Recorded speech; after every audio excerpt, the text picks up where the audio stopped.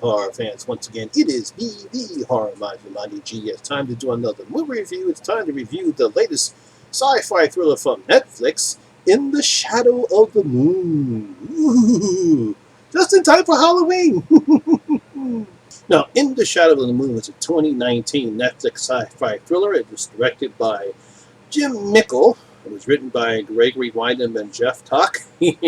Stars Boyd Holbrook, Cleopatra Coleman, Wookie Wybin, and Michael C. Hall. Yes, of Dexter fame.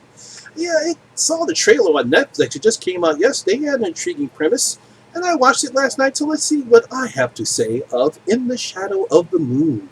Now, the premise is quite simple. A Philadelphia police officer struggles with a lifelong obsession to track down a mysterious serial killer whose crimes defy explanation. I do mean crazy. Now, I love it when filmmakers try to come up with something completely different or take a cliche formula and try to put a creative spin on it. You know, that lets them know that creativity and imagination is doing something pretty good.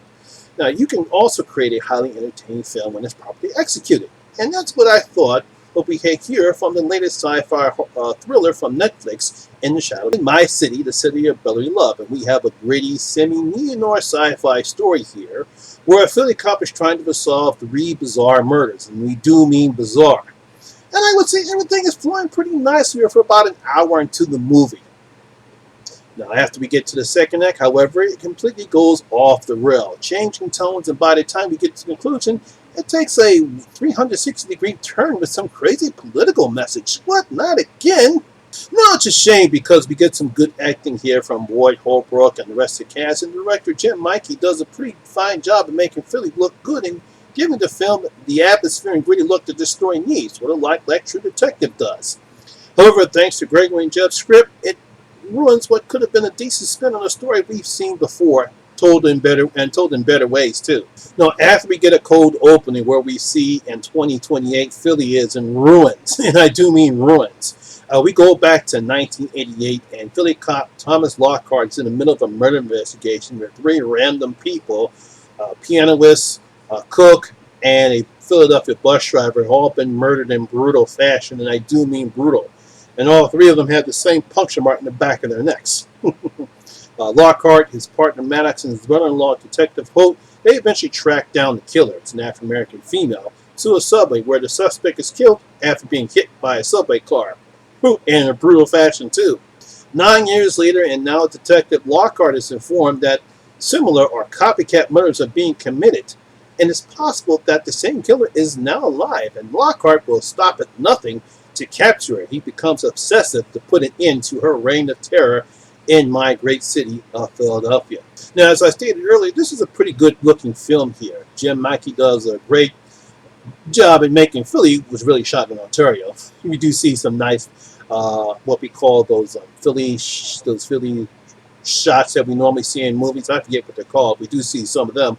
But he does have a good job in making Philly look gritty, with a gritty neo-noir setting in the beginning of the movie. Now, I love the old-looking SEPTA buses and the Old Bridge Pratt station and the Frankfurt section of Philadelphia to bring back some memories during that time here in the city. So I give Jim Mickle credit on making Philly look real dingy and gritty, giving that neo-noir look. Now, I love the camaraderie that Boyd Holbrook and veteran character actor Wookie Wybin have throughout the film. You believe that they're not only partners, but they're pretty good friends as well. Along with their chemistry and the gritty look of the film, it feels like you're watching an episode of True Detective instead of a sci-fi thriller. It also helps that Lockhart is a sympathetic character during the first act of the movie anyway. He's happily married, he's about to become a father, his wife is very pregnant. He does suffer a terrible tragedy, and he also tries to be a good father, all the while trying to capture this murderer. Holbrook gives Lockhart the right amount of emotion to care about him at first, but then you get angry with him as he becomes obsessed with trying to capture this elusive killer. And I do mean elusive. Now, once again, as I stated earlier, everything about this film is pretty good. I love the mystery aspect about the killer. I even like the little twist about her survival during the second act of the movie, which I won't spoil here. You have to learn it on your own, or if you watch the movie like I have, you know what I'm talking about. It's when her identity is revealed and what her motivations are for committing these murders is what ruins the movie for me. Now, I don't get why the writers decided to put a political subplot in this movie. It just simply comes out of nowhere, and to be quite honest, it doesn't make any sense why they decided to go this route. I mean, if you want to make a political point, then make a political thriller, or at least have the story have some type of political intrigue in it, so that when the political twist does come in, it does make sense.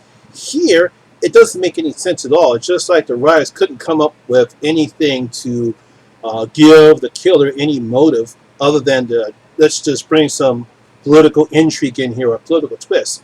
I mean, especially what's going on with the country right now, what's happening in current events right now. We don't need anything like this before. Then we learned that with the first Purge. It's a shame, too, because this wasted a pretty good effort by Michael C. Hall of Dexter fame. And I also thought Cleopatra Coleman was flat as Raya. Well, and I kind of blame the script for that. We also have some type of a doctor that comes in, I believe, right around the second act, and then he doesn't appear until right around the beginning of the third act. I guess he's supposed to make some type of exposition about what's going on with the elusive killer and why she only appears throughout 9 years throughout the film. He really didn't add anything to the film at all, and I thought he didn't need to be in it. So what started out as a pretty good film and could have been a very nice conclusion turns out to be kind of a wasted effort here, and I feel sorry for the cast and the crew because it was just not needed. They didn't need to add that political intrigue in here because it just ruins what would have been a pretty good movie. So while I did enjoy it, it kind of that last part, that conclusion part, it just wasn't needed. Stop doing that. We don't need any more political messages in our movies. We just want to be entertained. Like I said before, you want to say a political message, then make a political movie. So, Horror Miser is going to open up his vault, and I'm going to give In the Shadow of the Moon 1.5 out of my 5 gold coins. I was only give it 1.5 out of my 5 gold coins. Yeah, I couldn't do it. Thought about giving it 2 because I like the effort here, but that conclusion, it just ruined the movie for me. So only 1.5. So my horror fans, have you seen In the Shadow of the Moon? Do you agree with I did if you've seen it, that last concluding part didn't need to be added on? Or did you really enjoy the movie and didn't mind and just ignored the political message at the end? Leave your comments in the comment section below and tell me what you thought about In the Shadow of the Moon. Well, that's my video for today, guys. Hope you did enjoy it. And if you did, please give it a thumbs up. And once again, if this is your first time here, please hit that subscribe button and ring that notification bell. That way you can come and enjoy the horror experience with me, the Horror Miser Monty G. And as always, all my social media links will be down in the description box below as well.